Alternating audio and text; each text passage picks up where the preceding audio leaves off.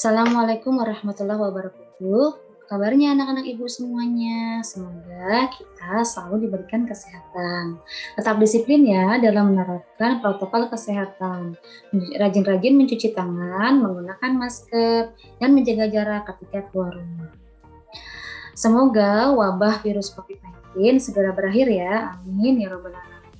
Baik anak-anak ibu, materi kita kali ini adalah tentang peninggalan sejarah Islam yang ada di Indonesia. Tujuan pembelajaran kita kali ini yaitu agar kita mengetahui peninggalan Islam yang ada sampai saat ini yang ada di Indonesia. Mari kita simak penyajian materi yang akan Ibu sampaikan berikut ini. Perkenalkan, nama Ibu Eri Wuryandari. Kali ini Ibu akan membahas tentang peninggalan sejarah masa Islam di Indonesia, pelajaran IPS kelas 7 semester 2. Peninggalan sejarah masa Islam di Indonesia.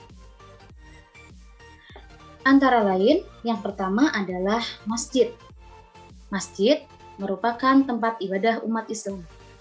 Masjid merupakan peninggalan masa Islam di Indonesia. Contoh masjid peninggalan Islam Indonesia antara lain ada Masjid Ampel Surabaya, Masjid Demak, Masjid Banten, Masjid Raya Baitur Rahman, Masjid Agung Sang Cipta Rasa Cirebon, Masjid Sultan Ternate, Masjid Agung Surakarta, dan lain-lain. Berikut gambar dari peninggalan Islam berupa masjid. Yang pertama adalah gambar Masjid Banten. Masjid ini dikenali dari bentuk menaranya yang sangat mirip dengan bentuk sebuah bangunan mercusuar. Masjid ini dibangun pertama kali pada tahun 1556 oleh Sultan Maulana Hasanuddin antara tahun 1552 sampai 1570. Sultan pertama dari Kesultanan Banten. Ia adalah putra pertama dari Sunan Gunung Jati. Gambar kedua adalah gambar Masjid Demak. Masjid Agung Demak merupakan masjid kuno yang dibangun oleh Raden Patah dari Kerajaan Demak, dibantu oleh para wali songo pada abad ke-15 Masehi. Masjid ini masuk dalam salah satu jajaran masjid tertua di Indonesia. Lokasinya berada di Kampung Kauman, Kelurahan Binturu, Kabupaten Demak, Jawa Tengah. Gambar ketiga adalah gambar Masjid Ampel Surabaya. Masjid Ampel didirikan pada tahun 1421 oleh Raden Ahmad Rahmatullah atau lebih dikenal dengan Sunan Ampel, dengan dibantu kedua sahabat karibnya yaitu Mbah Soleh dan Mbah Son Haji serta para santri di atas sebidang tanah di Desa Ampel, sekarang bernama Kelurahan Ampel, Kecamatan Semampir, sekitar 2 km ke arah timur Jembatan Merah. Gambar masjid berikutnya adalah Masjid Raya Baitur Rahman. Masjid Raya Baitur Rahman didirikan pada masa kekuasaan Sultan Iskandar Muda dari Kesultanan Aceh Darussalam, tepatnya pada tahun 1022 Hijriah atau 1612 Masehi. Masjid Raya Baitur Rahman yang terletak di pusat kota Banda Aceh menjadi simbol agama, budaya, jiwa, ketangguhan, dan perjuangan masyarakat Aceh. Masjid berikutnya adalah Masjid Agung Sang Cipta Rasa Cirebon. Masjid ini adalah masjid tertua di Cirebon, yaitu dibangun sekitar tahun 1480 Masehi atau semasa dengan Wali Songo menyebarkan agama Islam di tanah Jawa. Nama masjid ini diambil dari kata sang yang bermakna keagungan, cipta yang berarti dibangun, dan rasa yang berarti digunakan. Terletak di Jalan Keraton Kasepuhan nomor 43 Cirebon. Dengan arsiteknya adalah Sunan Kalijaga yang selesai dibangun pada tahun 1480. Masjid berikutnya adalah Masjid Sultan Ternate. Masjid Kesultanan Ternate yang juga biasa disebut Sigi Lamu ini mulai dibangun sejak pemerintahan Sultan Ternate yang kedua, yaitu Sultan Zainal Abidin. Namun beberapa sumber lain juga menyebutkan bahwa masjid ini baru dibangun pada awal abad ke-17 saat Sultan Saidi Barakati memerintah. Masjid berikutnya adalah Masjid Agung Surakarta.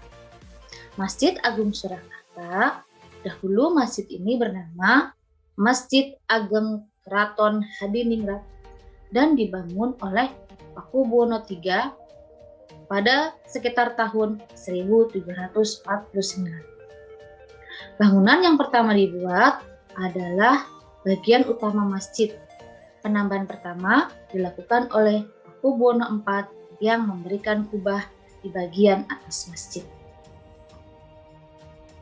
Peninggalan Islam yang kedua adalah keraton.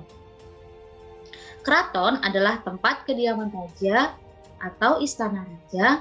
Di tempat ini seorang raja mengendalikan pemerintahan kerajaannya.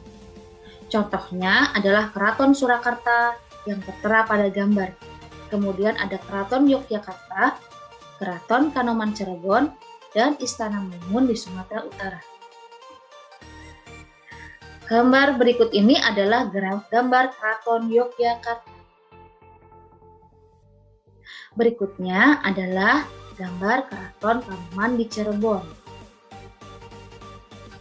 Yang ini adalah gambar Istana Maimun di Sumatera Utara. Peninggalan Islam yang ketiga yaitu makam. Makam kuno peninggalan Islam terdiri atas jirat atau kijing, nisan, dan cungkup. Jirat adalah bangunan yang terbuat dari batu atau tembok yang berbentuk persegi panjang. Nisan adalah tonggak pendek yang terbuat dari batu ditanam di atas gundukan sebagai penanda kuburan. Cungkup adalah bangunan mirip rumah yang berada di atas jirat. Contoh makam peninggalan Islam: Makam Fatimah binti Maimun, Makam Sultan Malik As-Saleh di Pasai, dan Makam Sultan-Sultan Mataram di Imogiri. Berikut ini gambar-gambar dari peninggalan makam yang ada di Indonesia. Yang pertama adalah Makam Sultan Malik As-Saleh.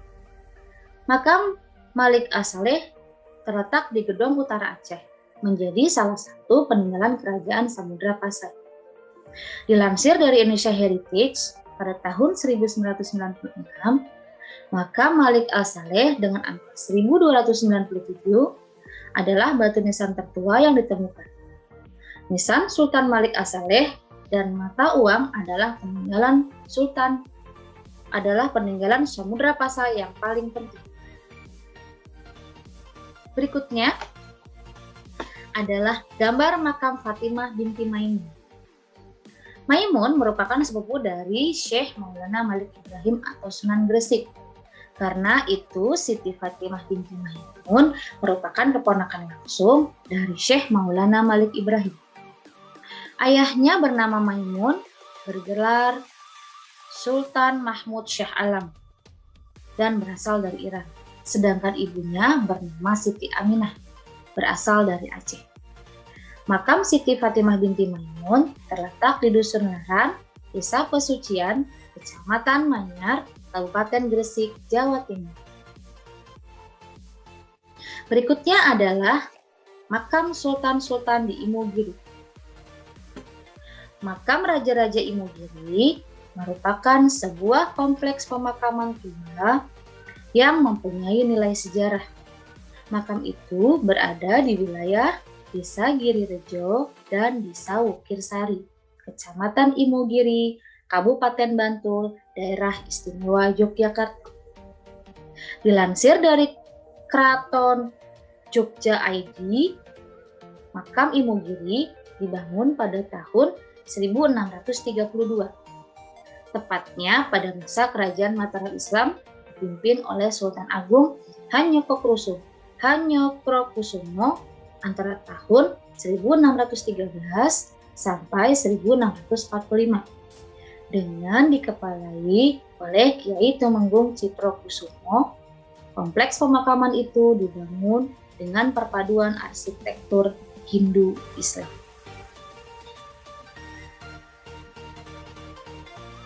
Peninggalan Islam berikutnya adalah kaligrafi. Dalam bahasa Arab disebut dengan khat, yang artinya garis atau tulisan indah. Kaligrafi terdiri atas petikan ayat-ayat suci Al-Quran yang berbentuk beraneka ragam. Beraneka ragam hias kaligrafi dapat dijumpai pada dinding masjid atau batu nisan yang tertera pada gambar berikut ini.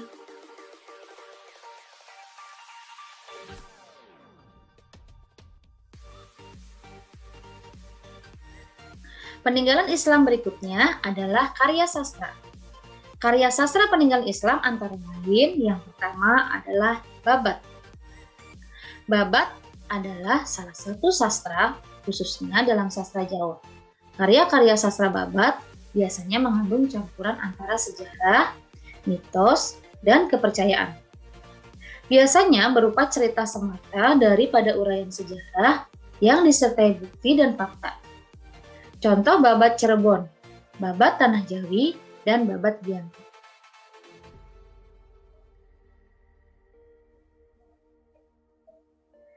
Babat Tanah Jawi. Babat Tanah Jawi dapat disebutkan sebagai karya sastra sejarah dalam bentuk tembang Macapat. Karya ini memuat tentang cikal bakal atau nenek moyang raja-raja Mataram Islam, yakni bermula dari Nabi Adam, dewa-dewa, hingga raja-raja yang pernah berkuasa di Tanah Jawi. Contoh babat berikutnya adalah babat Cirebon. Keseluruhan isi babat Cirebon ini disebut sebagai edisi Brandes. Dapat dibagi menjadi 4 bagian, yaitu 1. Cerita tentang tokoh Sunan Gunung Jati. 2. Cerita tentang Wali Songo dalam penyebaran agama Islam. 3. Cerita tentang peristiwa-peristiwa yang terjadi dalam hubungan antar Kesultanan Demak, Cirebon, Banten, Pajang, Mataram, serta Kompeni Luang. 4. Silsilah Sultan-Sultan Panembahan, Kanoman, Kasepuhan, Kacirebonan di Cirebon, serta Sultan-Sultan Banten, Demak, Pajang, Mataram, dan Kartasura. Contoh babat berikutnya adalah babat Giyanti. Babat Giyanti membahas peristiwa-peristiwa politik yang terjadi di Pulau Jawa antara tahun 1741 dan 1757. Peristiwa ini ditulis menurut sudut pandang atau opini Yasadipura. Pada tahun 1746 merupakan sebuah lembaran hitam dalam sejarah Jawa. Salah satunya Kerajaan Mataram dibagi menjadi 2, yaitu Surakarta dan Yogyakarta. Karya sastra berikutnya adalah hikayat. Hikayat adalah salah satu bentuk karya sastra, terutama dalam bahasa Melayu, yang berisikan tentang kisah, cerita, dan dongeng sebagai pelipur lara atau pembangkit semangat. Contohnya, hikayat Hang Tuah dan hikayat Raja-Raja Pasai. Karya sastra yang ketiga adalah suluk. Suluk adalah kitab yang berisi masalah gaib, ramalan tentang baik buruk, dan makna atau simbol tertentu yang dihadapi manusia. Suluk dalam hal ini adalah segala yang telah dianjurkan oleh Allah Subhanahu wa Ta'ala dan Rasul-Nya dan meninggalkan apa yang dibenci olehnya. Suluk tersebut merupakan bagian dari tasawuf. Contohnya ada suluk Ijil, suluk Malang, suluk Sumiran, suluk Suparsa. Karya sastra yang keempat adalah syair. Syair adalah salah satu jenis puisi lama yang setiap baitnya berakhir dengan bunyi yang sama. Contoh syair perahu dan syair si burung pinggai karya Hamzah Pansyuri. Contoh yang ada pada layar adalah syair perahu. Kalau diperhatikan, bait-bait berakhir dengan bunyi yang sama dari bait pertama sampai bait kelima. Karya sastra berikutnya adalah seni tari. Salah satu tarian yang merupakan peninggalan dari masa Islam adalah tarian Seudati atau tari saman dari Aceh. Tarian ini dilakukan dengan iringan nyanyian yang sebenarnya adalah salawat atau pujian kepada Nabi Muhammad SAW. Karya sastra berikutnya adalah Debus. Debus adalah kesenian bela diri dari Banten. Dalam kesenian ini, pemain memasukkan benda tajam ke tubuhnya tanpa meninggalkan luka. Kesenian ini berawal pada awal abad ke-16 Masehi pada masa pemerintahan Sultan Maulana Hasanuddin. Debus digunakan sebagai sarana memompa semangat juang rakyat dalam melawan Belanda pada masa pemerintahan Sultan Agung Tirtayasa. Karya sastra berikutnya adalah Sekaten dan Grebeg. Upacara sekaten adalah upacara tradisional yang diselenggarakan untuk memperingati kelahiran Nabi Muhammad SAW yang diadakan setiap bulan Rabiul Awal tahun Hijriah di alun-alun Surakarta dan Yogyakarta dengan mengundang masyarakat untuk mengikuti acara ini. Puncak perayaan sekaten adalah Grebeg Mauludan dengan mengarak gunungan yang terbuat dari beras ketan, makanan, buah-buahan sebagai ungkapan rasa syukur kepada Tuhan Yang Maha Esa. Demikian anak-anak Ibu, penyajian materi kali ini tentang peninggalan masa Islam di Indonesia. Semoga apa yang Ibu sampaikan bermanfaat bagi kita semua. Saya akhiri, mohon maaf apabila kurang lebihnya ada kesalahan. Terima kasih. Assalamualaikum warahmatullahi wabarakatuh.